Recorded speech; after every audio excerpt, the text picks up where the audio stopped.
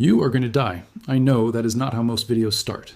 I know it is uncomfortable and you would rather I eased into something more palatable. But I'm not going to do that because the discomfort of that sentence is exactly the point. You are going to die. Not as a concept, not as a distant abstract event that happens to other people. You, specifically, are going to die. And the life you are living right now, today, this week, this year, this is it. This is the time. And most people are spending it like they have another one coming. Like there is a rehearsal version of their life happening right now.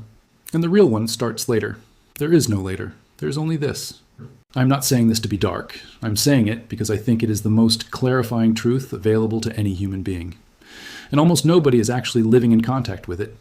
We know we are going to die in the same way we know there are people suffering. Intellectually, abstractly, in a way that does not touch our daily behavior at all. And that distance is the distance between a life lived fully and a life spent waiting to start living. Think about the last time someone you knew died, or the last time you came close to something. That reminded you that this ends. Remember how that felt. Remember how clear everything became in that moment. How the things you had been stressing about suddenly seemed small. How the things you had been putting off suddenly seemed urgent. How you promised yourself you were going to change something, start something, say something, be something different. And then remember how quickly that feeling faded. How within days or weeks you were back in the routine, back in the comfortable numbness, back to living like you have forever. That is what most human lives look like from the outside, interrupted occasionally by reminders of mortality, and then quickly returning to default. The default being a life with the volume turned down. Here's the question I want to ask you, and I want you to actually sit with it rather than just move past it. If you found out today that you had 5 years left, not tomorrow, not this week, 5 years, what would you change? What would you stop doing immediately? What would you start doing immediately? What conversation would you have that you have been avoiding for months? What relationship would you leave?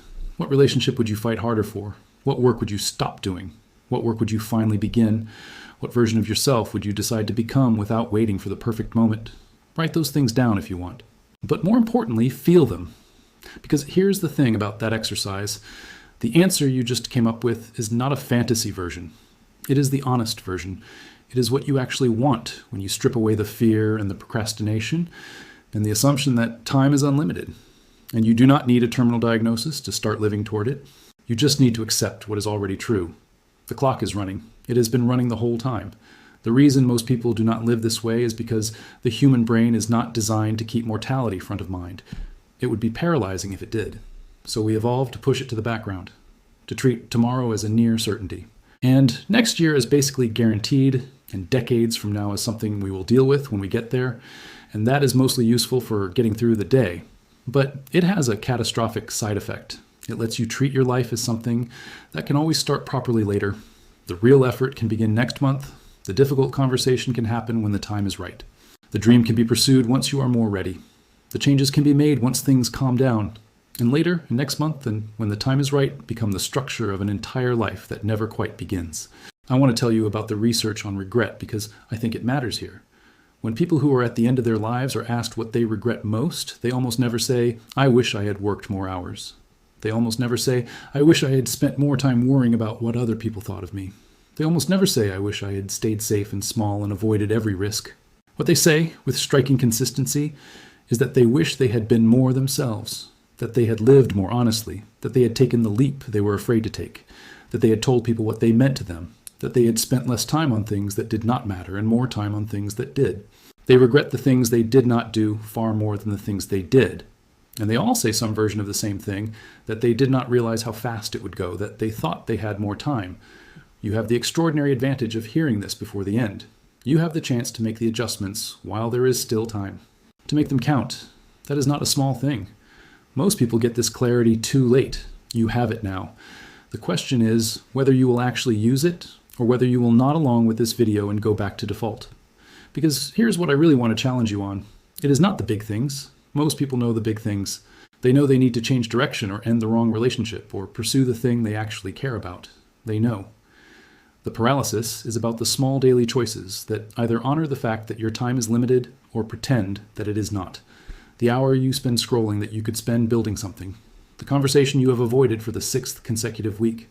The work you do on autopilot when you know you are capable of something more intentional and more meaningful. The version of yourself you keep promising is coming soon. These small daily choices are where your life actually happens. Not in the big dramatic moments, In the ordinary Tuesday afternoon where you choose between the thing that matters and the thing that is easy, I want you to try something. Not as a concept, but as an actual practice starting this week. Once a day, ideally in the morning, spend 60 seconds with this fact. I'm going to die. This life is finite. The time I have today is time I will never get back. What do I want to do with it? Not in a morbid way. In a clarifying way. Like turning up the brightness on a screen that has been dim for so long, you forgot how clear everything could look. Let that 60 seconds recalibrate your priorities before the day swallows them, before the routine and the noise crowd out the important things. 60 seconds of actual contact with reality. Most people have not had that in years. And then make one decision that day that honors what that 60 seconds showed you. 1. Not a complete life overhaul. One honest decision that the person who knows their time is limited would make instead of the person who assumes they have forever. Do that consistently and watch what starts to happen to the shape of your days.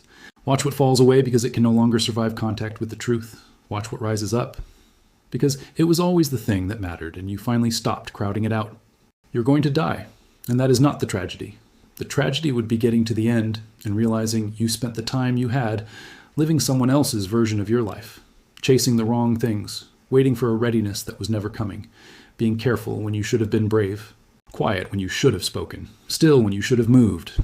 That is the tragedy, and it is completely avoidable, not by doing something dramatic, by waking up, by letting the reality of your mortality do what it is supposed to do. Strip everything down to what actually matters and give you the clarity and the urgency to go after it without apology. You have one life. You are in it right now. Live like it. And I want to address something before I close. The thought that this is easy to say and hard to actually do. That the mortgage is real. The responsibilities are real. The fear is real. Life is complicated and other people are involved. I hear that. And you are right that it is not simple. But your circumstances are rarely the real barrier. The real barrier is that living fully requires courage, and courage is uncomfortable. It is easier to blame complexity than admit fear. The mortgage does not stop you from having the honest conversation. Responsibilities do not stop you from spending 1 hour on what matters. The complexity of life does not stop you from making one decision this week that the dying version of you would be proud of. What stops you is fear, and the only thing that has ever worked against fear is action taken in spite of it. You know what the right moves are. You have known for a long time. The question has always been whether you are willing, because the clock is running, and you deserve to spend whatever time you have left actually alive. Somewhere out there right now, someone who is the same age as you, with the same problems as you, is making a decision. They decided that the discomfort of going after it is smaller than the pain of arriving at the end without having tried. That decision is available to you right this second. Not after this video, not tomorrow morning, right now.